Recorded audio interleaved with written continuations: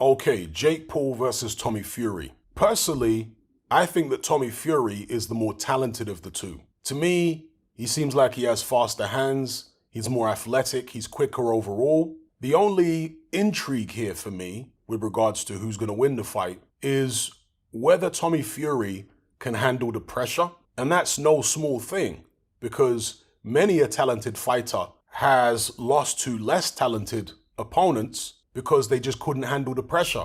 And the second thing is whether he can take a shot, because as I've said in previous videos, there have been these rumors that Tommy Fury has been dropped or knocked out in sparring. Jake Paul does appear to have decent power there. I know the level of opposition he's faced hasn't been the greatest, but he does appear to be able to punch relatively hard. Now, in terms of the pattern of the fight, the way I envision it, I see Tommy Fury being the aggressor behind his jab, and Jake Paul trying to walk Tommy Fury onto shots. Now, Tommy Fury is slightly the shorter man, I think only by an inch, but he appears to have much longer arms, which in theory should mean that he can be aggressive, but also keep Jake Paul on the end of his jab. Much like Tyson Fury when he fought Deontay Wilder the second time, he was moving forward behind his jab, rocking Wilder back on his heels with the jab, and when Wilder was trying to counter or get his right hand off, he was falling short because, again, Tyson Fury had the longer arms of the two.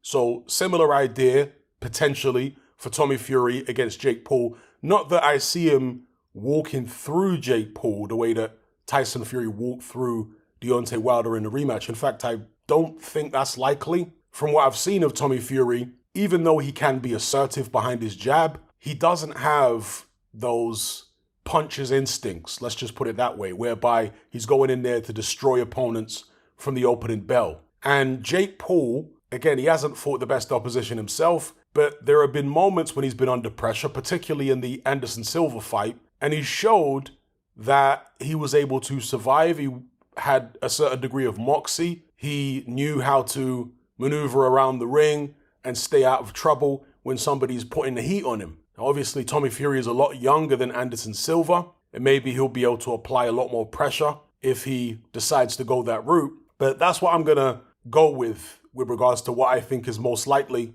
I reckon this is going to be a distance fight. Remember, it's only scheduled for 8 rounds, so I think the likelihood is it will probably go to distance.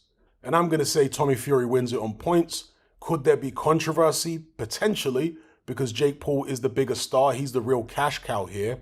And with regards to the possibility of a knockout, I guess either guy could knock the other out if they land the right shots and enough of them. But Jake Paul's the guy who, as I say, walks opponents onto his shots. Tommy Fury can walk people onto punches as well. He's done that before. But that's really Jake Paul's calling card, it would seem, at this stage. He walks you onto the shots. And so if Tommy Fury gets overly aggressive maybe, gets a little too close, starts trying to land hooks rather than sticking to the straight shots, then maybe Jake Paul can clip him with that right hand and we'll find out what Tommy Fury's chin is actually like. And if it isn't the best, maybe we'll see Jake Paul put him on the canvas, perhaps keep him there. Yeah, that's my very brief breakdown and prediction of the fight.